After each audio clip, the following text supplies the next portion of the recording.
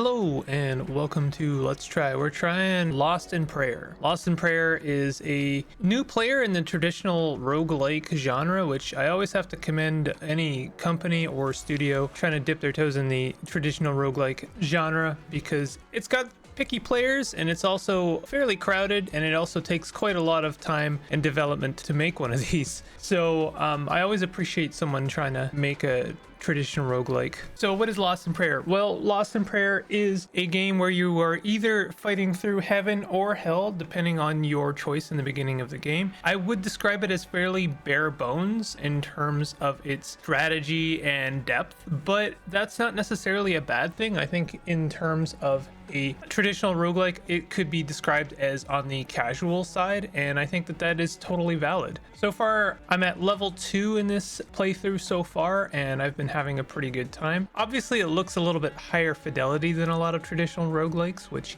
I wouldn't say is necessarily a good or bad thing. I personally don't mind when a traditional roguelike stays to tiles, because then it can dedicate a bit more time to its strategy and depth, but that's not really the vibe that we're going for here. Let's kind of go through this. So far, what level am I at? 6. Level 6. I've got a bunch of skills and a tree I can pick from. They're all pretty interesting, actually. I appreciate that these skills are actually substantial. They don't feel like, you know, percentage extra chance. They feel like they add a little bit of agency or option to my combat. Our stats, I would say it's interesting with a caveat. You upgrade your stats by picking from a number of sins and virtues, and what that really means is you can't upgrade any stat without sacrificing another, but you always end up net profiting. So what that means is if you picked the sin that gave you HP and retribution at the cost of speed,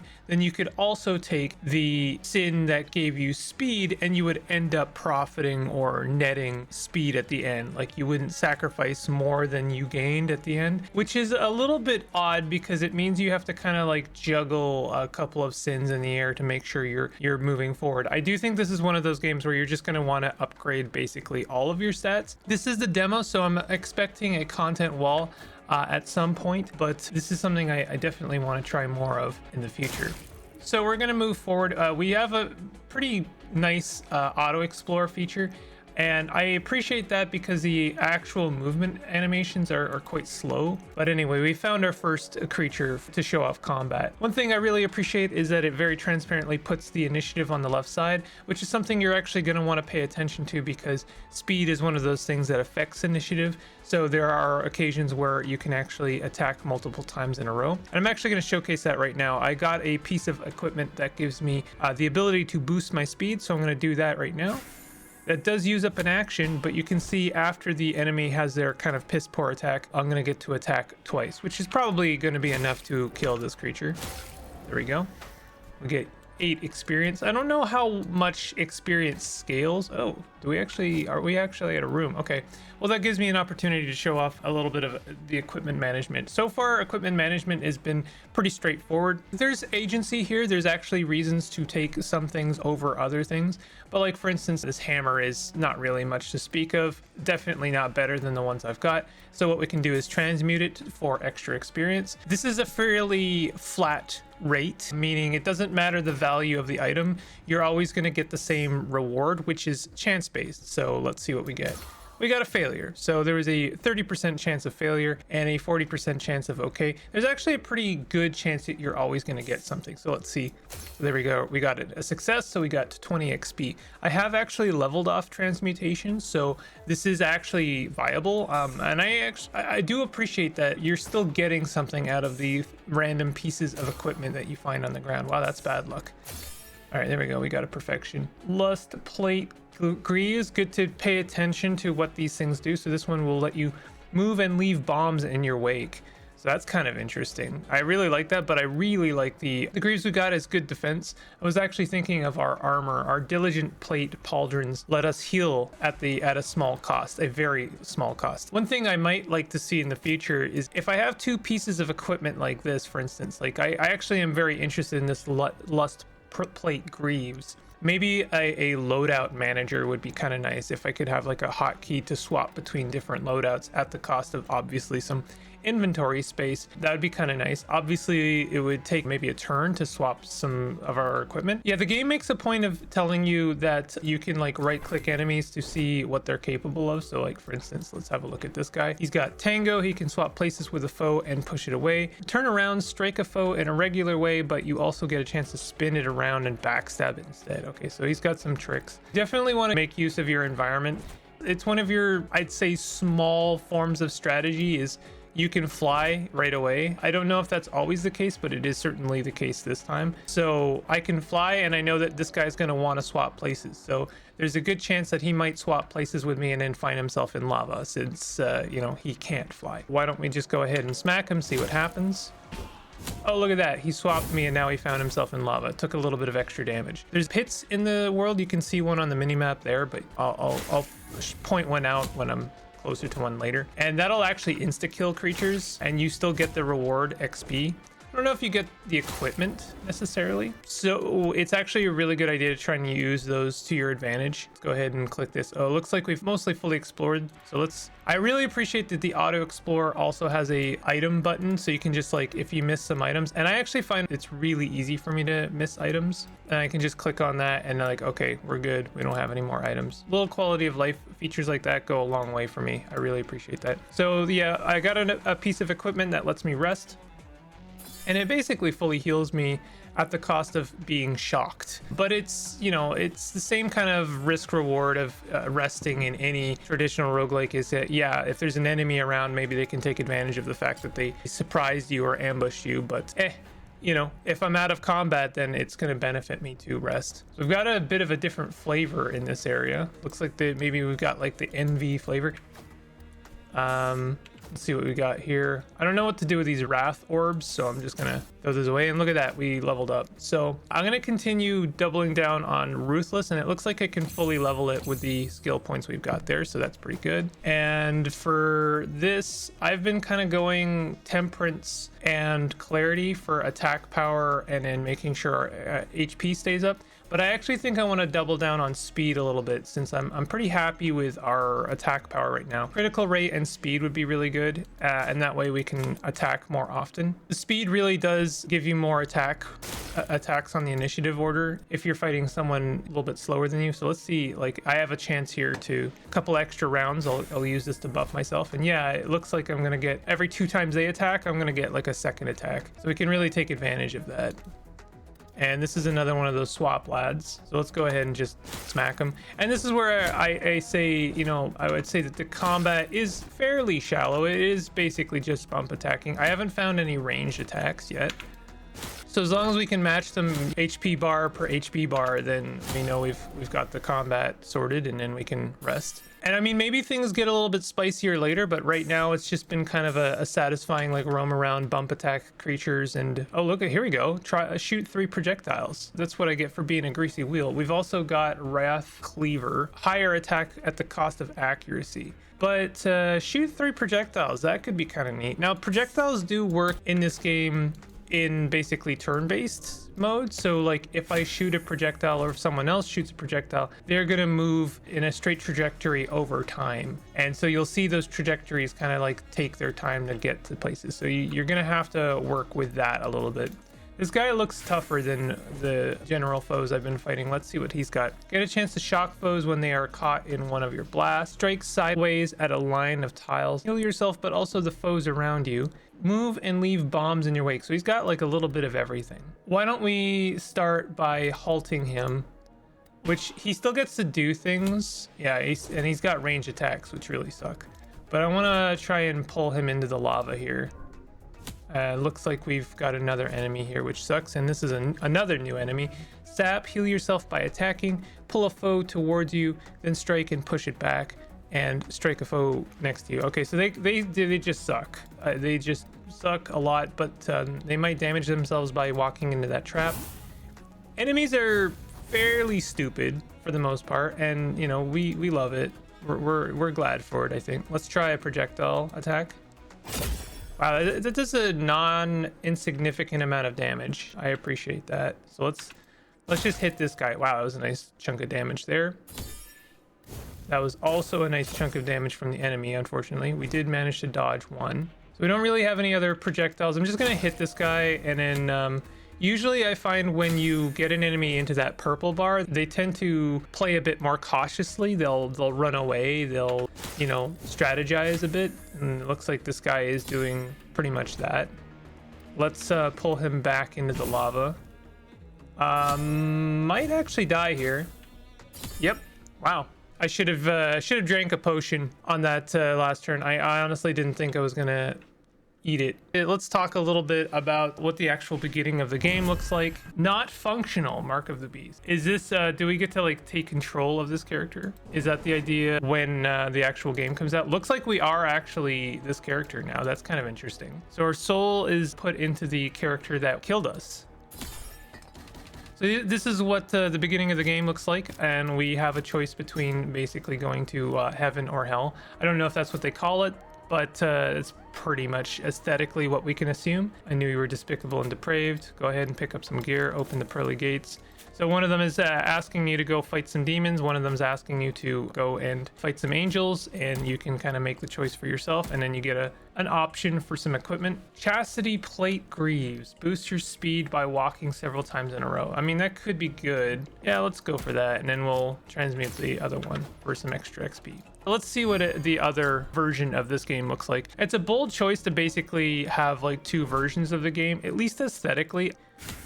Well, we've already got enemies that do ranged attacks, so that's actually already a bit more strategically dense than the version I played. So let's see what we got. We got grab and bite, pull a foe towards you, then strike and push it back. So that's kind of nice. And then we've got our favorite dash, or bash, I should say. Looks like this guy's got some higher speed than us. Their speed is 30. Oh no, their dodging is 30, I should say. And so we managed to level up. So we've got a very limited skill bar, I would say. Heal yourself by attacking. So do I not have any skills now? That's kind of interesting. I wonder how that's gonna work for the full game. So we'll go with this for now. I'm gonna kind of go with speed and attack for now, and we'll see how that plays out. Obviously, this is a much more pleasant looking environment. Wow, that's a lot of enemies. I don't know if I want to fight all of that. So we'll go over here and we're gonna wait and just like let them come to us, and that way we're not eating attacks from the ranged foes. We'll see how this plays out. There's a very real chance we could die here because we don't even have any potions for survivability. What is this stuff? Looks like I can't fly right now. We really kind of got downgraded when we died. Wow, there's an enemy behind us. This sucks. Those guys look like they can fly, so I don't know if pulling them over something is gonna really do much. Actually, I just realized we're very much cornered right now. So let's try this move. Punch him. Wow, we missed. And they can indeed fly. I need to get out of here. I'm probably gonna die like right away. Gee whiz. Yeah, this is not great. That was maybe not smart, but I don't know really what I could do, to be honest. Oh, there's a healing potion right there. That'd be nice. Okay, we do actually. Oh, we picked up a healing potion. Let's drink that.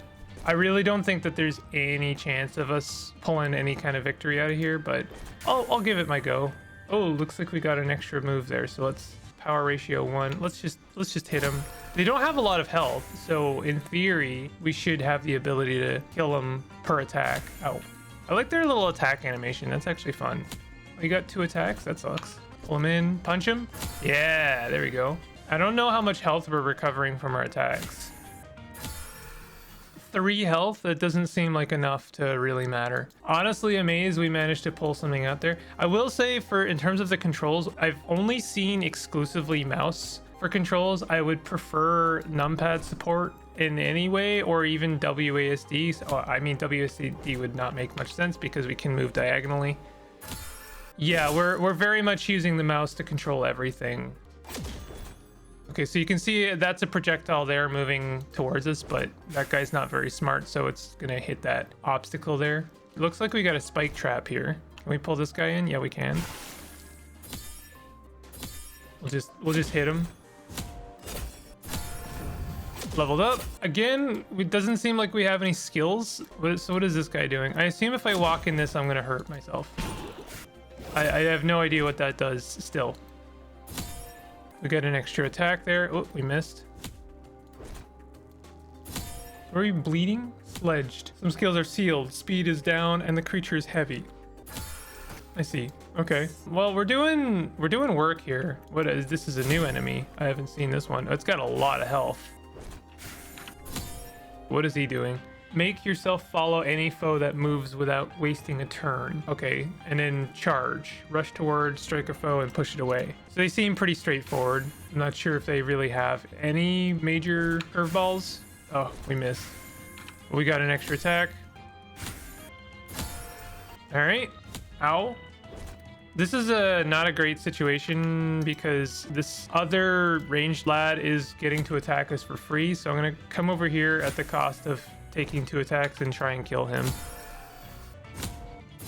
Hold a foe in place. This is a good ability. Defense, chance to resist heavy weight. Move, special ratio, lifespan of trap. I'm not sure what... Oh, I guess if we have a trap ability, then that will help. I like the chastity plate greaves, so I'm going to keep those. We don't really have an attack, so let's give our lad some actual weapons. I just noticed that we haven't actually been using any weapons. And then let's drink some potions. So it looks like we have a staircase up and we're good to go. So let's see the next floor. Honestly amazed that I pulled out any kind of victory there. So we got ourselves a holy primate. I would love to say that attacking obstacles does anything, but really doesn't seem to. This guy can fly, huh? Wow, he hits really hard. I wonder if we die to him. That wouldn't be a bad idea, actually. If we die to him, then in theory we get to take control of that. Why don't we just go ahead and do that? In a weird way, that kind of feels like our meta progression in the world. I'll do my best here, but I'm gonna let him kill me. Really? Why isn't he flying over that? Again, I'm amazed that I managed to pull out any kind of victory there. Oh, that's interesting. Huh. He's got some weird effect. Maybe what, like after I hit him, he can't fly. He's got some really crazy dodge. I'm not like, he's dodging everything. Wow. How am I surviving? I really expected those lads to kill me. Grab some stuff. Oh, we got actual armor. Prevent the extra impact that you usually suffer when struck from behind. You do take like extra 20 damage. Get a chance to act twice in a row from time to time. I kind of prefer that. But being able to forego the 20 damage that you take when someone gets to attack you from behind, and some enemies just get to. Some enemies get to like just, you know, teleport behind you, you know, nothing personal, kid, and then do an extra 20 damage. So being able to forego that is actually quite nice. Really surprised at how well we're surviving right now. I keep expecting us to like die, and if we're gonna take control of an enemy, that's not necessarily a bad thing. But I'm just curious about how that whole mechanic works. It's a different way of doing meta progression, if that is in fact the meta progression of the game, is like get as far as you can to, you know, let something really powerful kill you, and then you get a whole new set of like skills and strategy options. It's actually a really interesting idea. Okay, let's kill this lad first. Okay.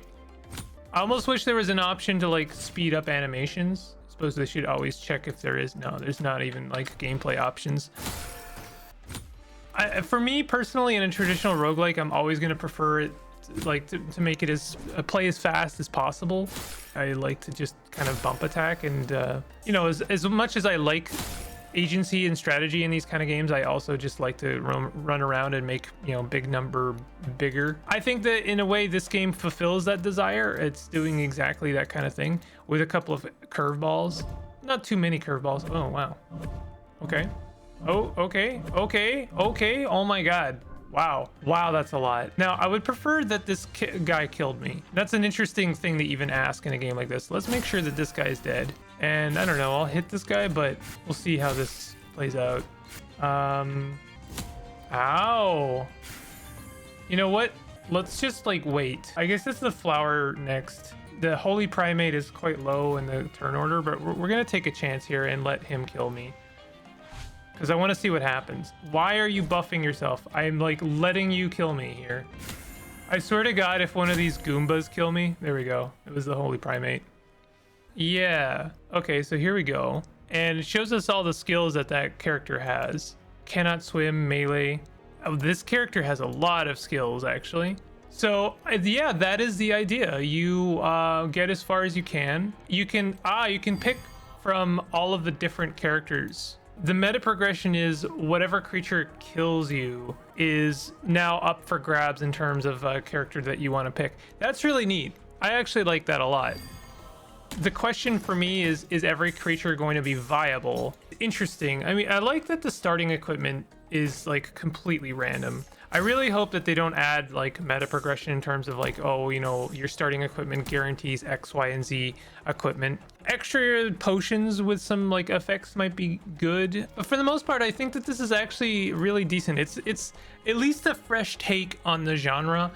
There's a couple of bells and whistles that I'd like to see in the future. Increasing the animation speed would be nice, but the idea that you can take the form of any creature that kills you adds a little bit of a twist, and rather than just dying, you can try and manipulate your death so that you're at least taking a creature's soul that gives you a bit of option when you're starting a new game. That's really cool. I like that a lot. So this is Lost in Prayer. Let me know what you think of it in the comments, and maybe if you've played it, let me know some of your favorite creatures that you've managed to play as. I don't know how many are available in the demo, but we'll see when the game comes out. We'll see which ones are actually like viable. But if you've enjoyed this, definitely hit the like button, consider subscribing for more content like this, and I'll see y'all next time. Take it easy.